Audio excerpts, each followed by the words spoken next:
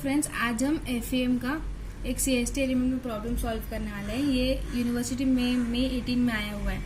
तो हम स्टार्ट करते हैं। A triangular plate has Young's modulus 210 GPa और उसका पॉइजन्स रेशियो 0.3 है।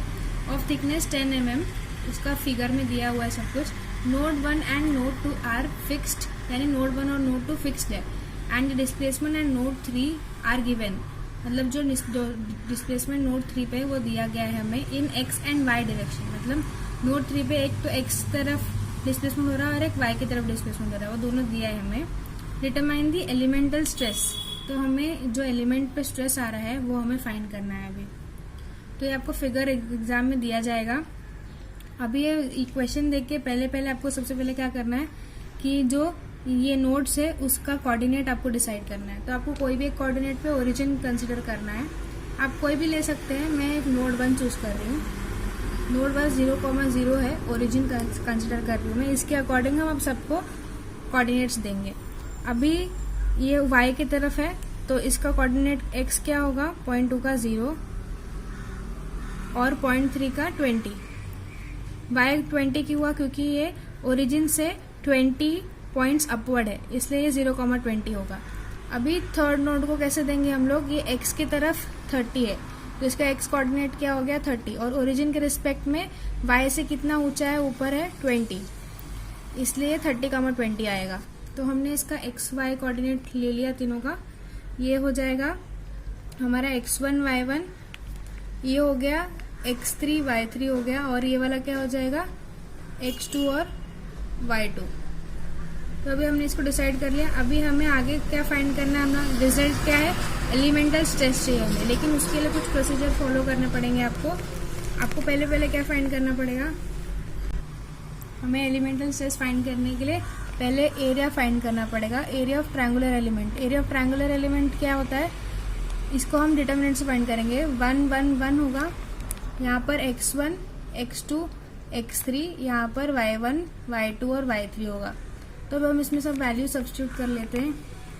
तो एरिया क्या हो जाएगा, यहाँ से 1 1 1, x1 की वैल्यू क्या है 0, x2 की वैल्यू क्या है 0 और x3 की वैल्यू कितनी है 30, वो लिख लिया हमने। y1 y2 y3 लिखेंगे।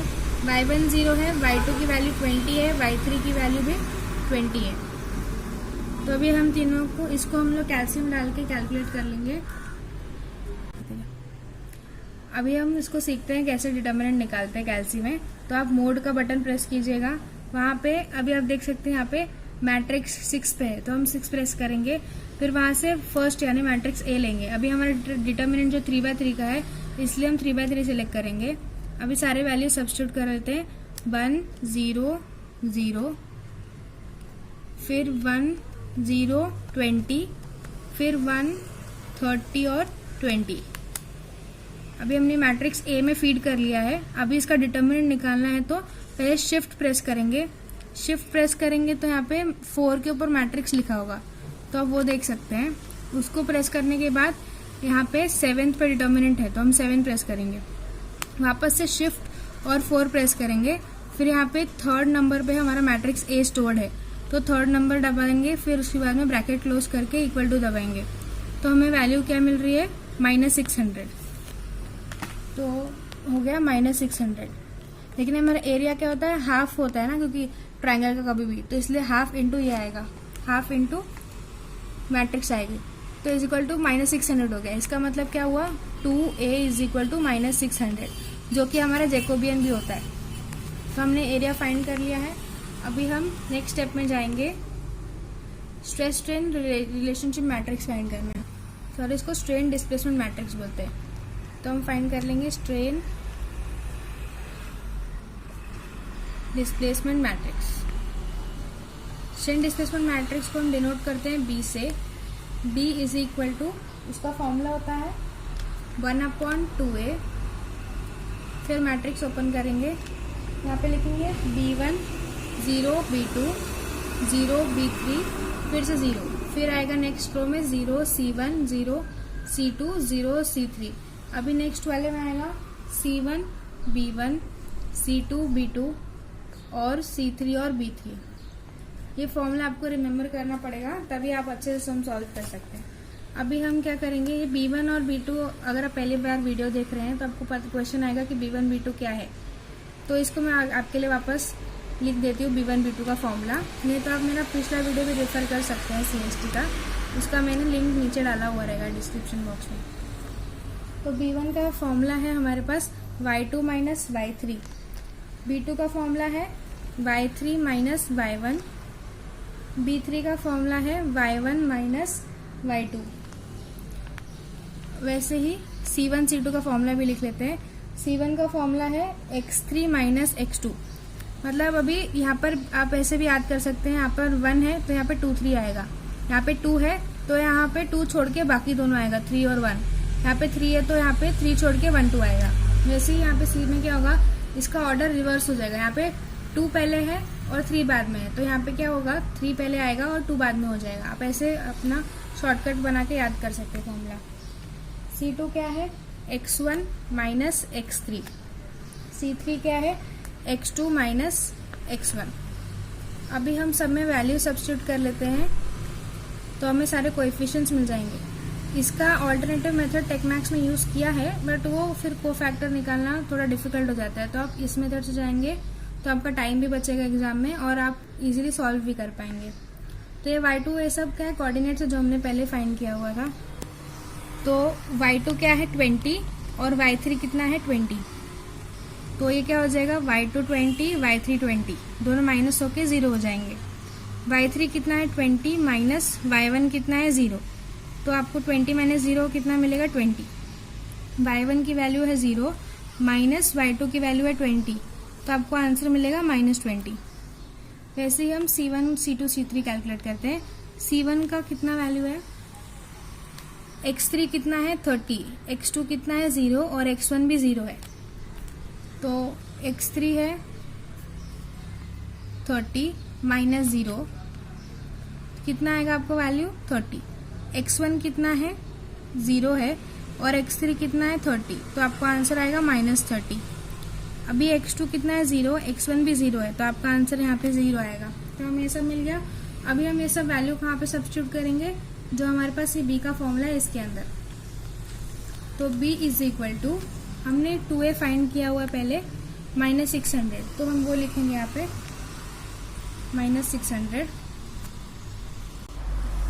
तो ये फॉर्मूला में 1/-600 है, तो वो हमने लिया। फिर उसके आगे सब्स्टिट्यूट कर लेंगे वैल्यू। b1 का वैल्यू आया हमारा 0, तो ये फॉर्मूला है 1/2a, 2a की वैल्यू हमारी -600 आई है, तो हमने वहाँ पे सब्स्टिट्यूट कर लिया। अभी बाकी वैल्यूज डालते हैं। b1 0 है, उसके आगे 0, b2 की वैल्यू 20 है, फिर से 0, फिर b3 की वैल्यू कितनी है -20 और आगे का 0 लिखेंगे। फिर हम ऐसे सेकेंड रो कंप्लीट करेंगे। 0 C1 0, C1 की वैल्यू 30 है, 30 लिखेंगे। फिर से 0 और C2, तो 0 लिखेंगे। C2 की वैल्यू हमें कैलकुलेट की है -30, फिर 0 और C3 की वैल्यू है 0। फिर अभी C1 की वैल्यू हमने कैलकुलेट की है 30, फिर B1 की वैल्यू है 0, फिर C2 की वैल्यू है -30, B2 की वैल्यू 20 है, C3 की वैल्यू 0 है और B3 की वैल्यू है -20। अभी हमने स्ट्रेन डिस्प्लेसमेंट मैट्रिक्स कैलकुलेट कर लिया है। अभी थर्ड स्टेप आएगा हमारे पास, प्लेन स्ट्रेस से हमें डी फाइंड करना है। प्लेन स्ट्रेस, क्वेश्चन में आपको दिया नहीं है प्लेन स्ट्रेस कंडीशन है, लेकिन अगर दिया नहीं हो तो हम प्लेन स्ट्रेस ही कंसिडर करते हैं। 2 कंडीशंस होता है हमारे पास, प्लेन स्ट्रेन और plane stress, but accurate answer हमें प्लेन स्ट्रेस कंडीशन से आता है, इसलिए हम ये वाला कंसिडर कर रहे हैं। तो अभी हम कैलकुलेट करते हैं डी। प्लेन स्ट्रेस कंडीशन को हम डिनोट करते हैं डी से। इसको हम स्ट्रेस स्ट्रेन रिलेशनशिप मैट्रिक्स भी बोलते हैं डी को।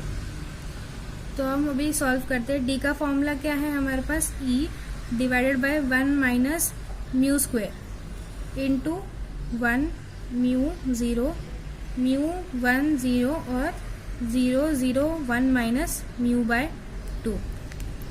इसको हम क्या बोलते हैं, स्ट्रेस स्ट्रेन रिलेशनशिप मैट्रिक्स।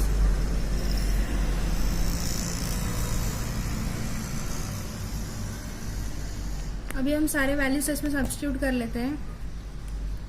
ई की वैल्यू हमें दी है क्वेश्चन में 210 जीपीए, लेकिन वो जीपीए को हम लोग किस में कन्वर्ट कर लेंगे, एमपीए में, क्योंकि हमारा सारा जो भी वैल्यू कैलकुलेशन वो एमएम में है और न्यूटन में है।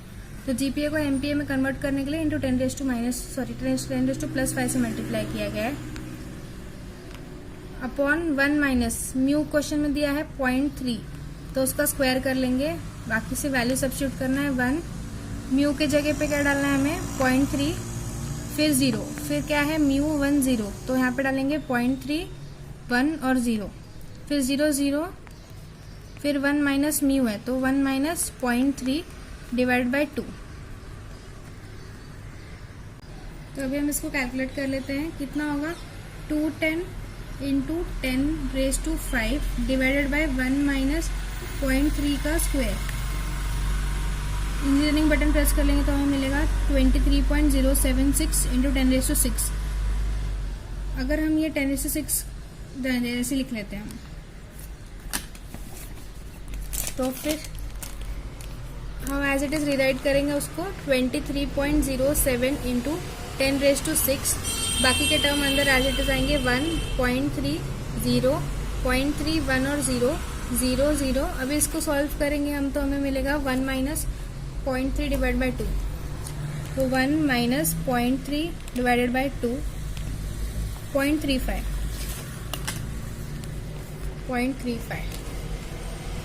अभी ये जो टर्म है 23.07 10⁶ को बाहर ही रखेंगे और इसको 23.07 है, इसको पूरा हम अंदर मल्टीप्लाई करेंगे इंडिविजुअल टर्म से।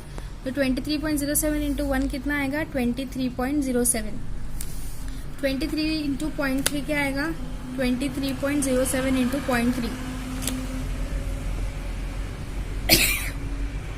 हमने 23.07 इंटू 0.3 किया तो 6.921 आ रहा है, तो हम वो लिखेंगे यहाँ पे 6.921, यहाँ पे 0 वापस यहाँ पे क्या आएगा 6.921 क्योंकि 0.3 से मल्टीप्लाई हो रहा है।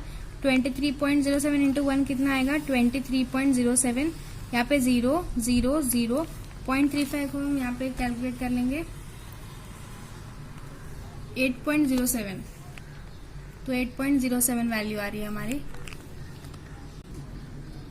हमने डी मिल गया है, स्ट्रेस स्ट्रेन रिलेशनशिप मिल गया है। अभी नेक्स्ट हम क्या फाइंड करने जा रहे हैं, अभी एलिमेंटल स्ट्रेस फाइंड करने जा रहे हैं।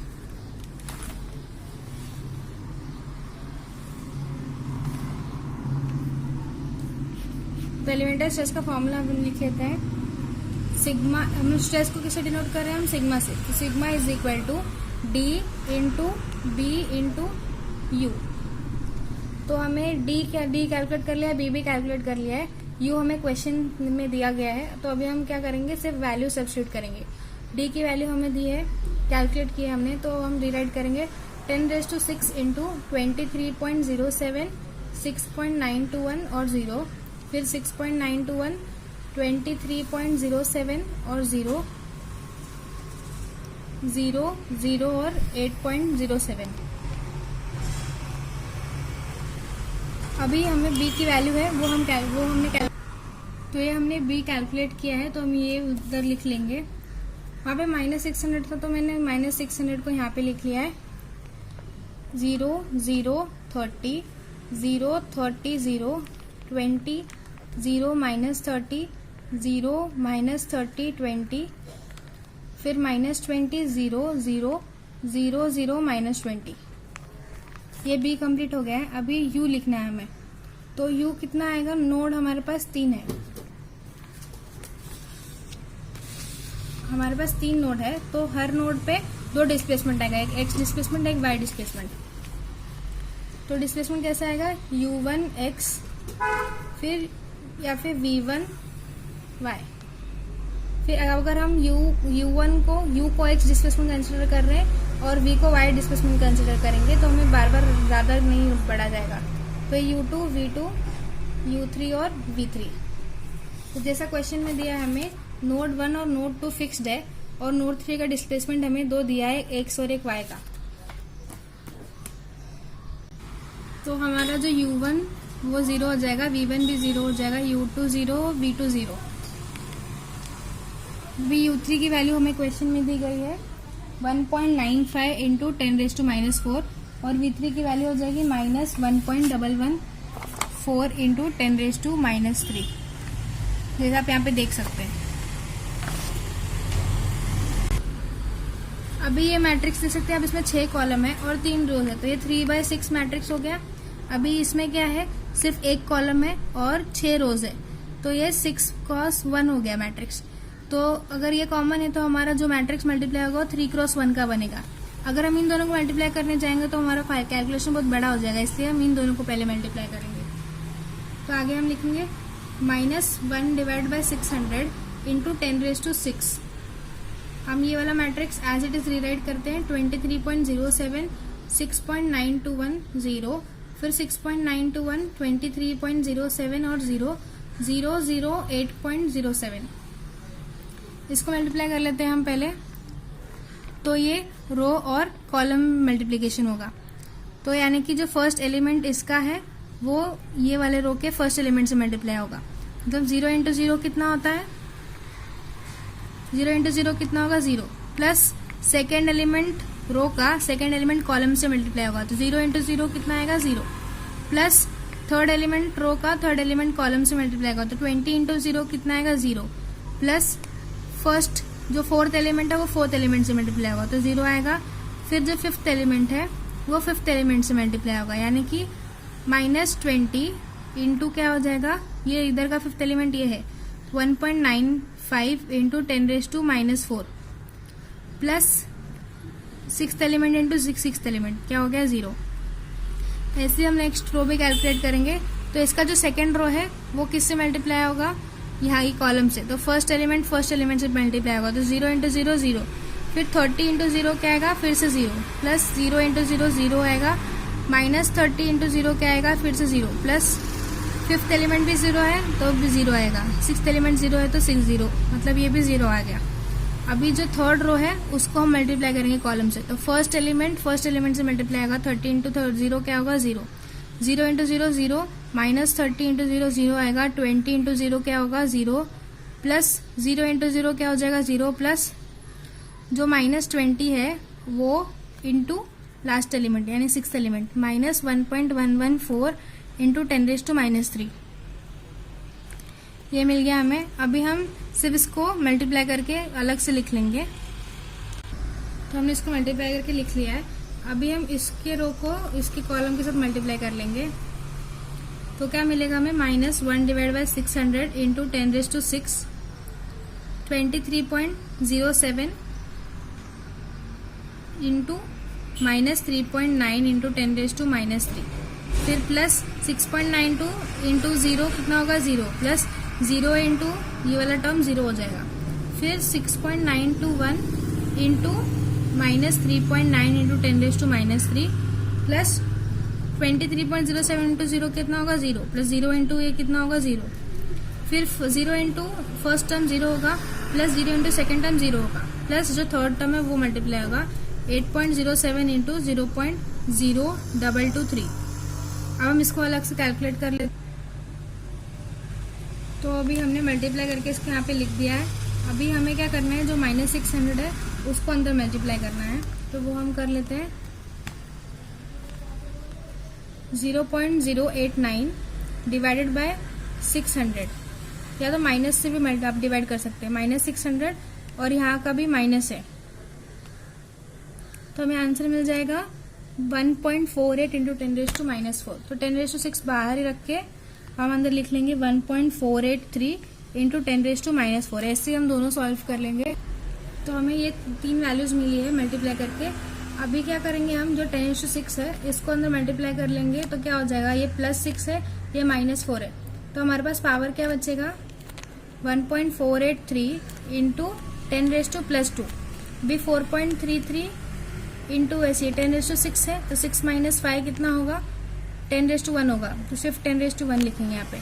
अभी ये क्या 10⁻⁻4 है और ये 6 है, तो इसलिए क्या होगा 2.983 इंटू 10⁻2। अगर हमें इसको और ऑर्गेनाइज लिखना है तो वो कैसे लिखेंगे, जो पॉइंट है वो शिफ्ट हो जाएगा, अगर 2 है तो पॉइंट 2 बार आगे चला जाएगा, तो 148.3 हो जाएगा। अब ये एक बार आगे जाएगा, ये क्या होगा 43.3, ये 2 है तो 2 डेसिमल्स आगे जाएगा, तो 98.3। इसका यूनिट क्या हो जाएगा, न्यूटन पर mm स्क्वायर। तो ये हमने क्या फाइंड कर लिया, स्ट्रेस की वैल्यू क्या आ गई हमारे पास, एलिमेंटल स्ट्रेस है इसलिए तीनों नोड पे स्ट्रेस आया यहाँ पे 148.3, 43.3 और 298.3 न्यूटन पर mm स्क्वायर। अभी हमारा सम यहाँ पे सॉल्व हो जाता है। अगर आपको कोई भी डाउट हो तो आप कमेंट सेक्शन में पूछ सकते हैं। Thank you for watching. इसका PDF फाइल में आपको डिस्क्रिप्शन बॉक्स में इसका लिंक दे दूँगी।